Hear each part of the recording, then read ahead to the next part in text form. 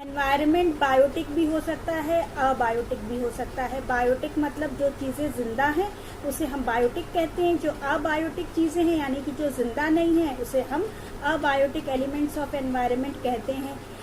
यानी कि तो इस तरीके से केमिकल एटमॉस्फेयर हो गया, फिजिकल चेंजेस हो गए जो हमारे आसपास होते रहते हैं, हवा पानी मौसम ये सब चेंजेस हो गए, तो ये सब मिलाकर हमारा बनता है एनवायरनमेंट। इकोसिस्टम की हम बात कर रहे हैं तो इकोसिस्टम जो होता है वो दरअसल वो एनवायरनमेंट होता है जिसमें एक ऑर्गेनिज्म दूसरे ऑर्गेनिज्म से इंटरेक्ट कर सकता है। यानी कि एक ही तरीके का एनवायरनमेंट लेकिन अलग अलग तरीके से किया हुआ, अलग अलग तरीके से बना हुआ। जैसे कि हम बात करें एक्वेटिक इकोसिस्टम की, तो एक्वेटिक इकोसिस्टम में पॉन्ड भी आता है, पॉन्ड आता है, झील आती है यानी कि रिवर, और लेक आता है, समुद्र भी आता है। तो ये सब चीजें हमारी क्या हो गई, एक्वेटिक इकोसिस्टम हो गई। टेरेस्ट्रियल इकोसिस्टम की हम बात करें तो टेरेस्ट्रियल इकोसिस्टम में हमारा आता है जो जमीन से जुड़ा इकोसिस्टम होता है।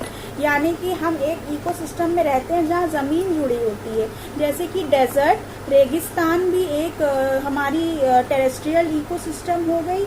और साथ में ग्रास लैंड यानी कि जो घास होती है जहाँ गाय, बकरी, भेड़, बफलोज खा सकती हैं घास, वो हो गई टेरेस्ट्रियल इकोसिस्टम का एग्जाम्पल।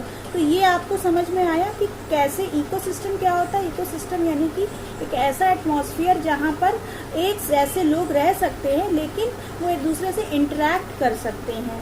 और अगर हम बात करें हैबिटेट की, तो हैबिटेट एक जैसा एनवायरनमेंट होता है जिसमें एक जैसे लोग रहते हैं। इकोसिस्टम एक जैसा इकोसिस्टम नहीं होता। इकोसिस्टम का मतलब होता है नेचुरल सराउंडिंग का एक यूनिट, यानी कि पानी भी एक यूनिट है, जमीन भी एक यूनिट है।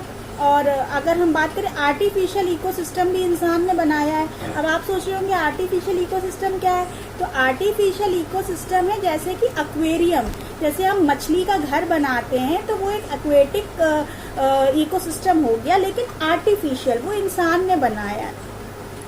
अब आपको क्लियर है इकोसिस्टम? अगर आपको इकोसिस्टम नहीं क्लियर है तो आप कमेंट सेक्शन में जाके अपनी क्वेरी पूछ सकते हैं।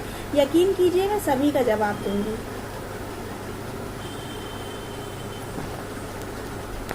अब बात करते हैं बायोस्फीयर, लिथोस्फीयर, एटमॉस्फेयर की। अब ये तीनों चीज़ें क्या हैं आप ये सोच रहे होंगे, तो ये भी एक बहुत इम्पॉर्टेंट पार्ट है अपने अर्थ का, यानी कि अपनी धरती का एक बहुत ही इम्पॉर्टेंट पार्ट है बायोस्फीयर, जिसका 3 पार्ट हम कर सकते हैं, लिथोस्फीयर, एटमॉस्फेयर, हाइड्रोस्फीयर। और अगर हम बात करें बायोस्फीयर क्या है, तो बायोस्फीयर के अंदर ही हम रह रहे हैं। अर्थ में कई सारी लेयर्स हैं। अर्थ का जो आसमान जैसे जैसे हम जाते हैं उसमें बहुत सारी लेयर्स बनती जाती हैं, और नीचे धरती के भी अंदर लेयर्स बनती हैं। हम लेयर्स, एक बायोस्फीयर लेयर होती है जिसके अंदर हम रह रहे हैं।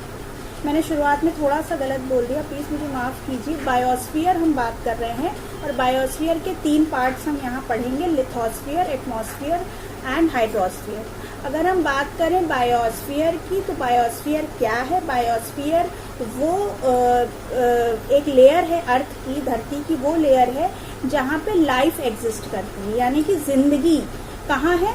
बायोस्फीयर में। और उसके 3 पार्ट्स हैं, एटमॉस्फेयर जो हमारे आसपास हवा पानी है ये सब एटमॉस्फेयर हो गया, लिथोस्फीयर यानी कि जो ऊपर आसमान है हमारे वो लिथोस्फीयर हो गया,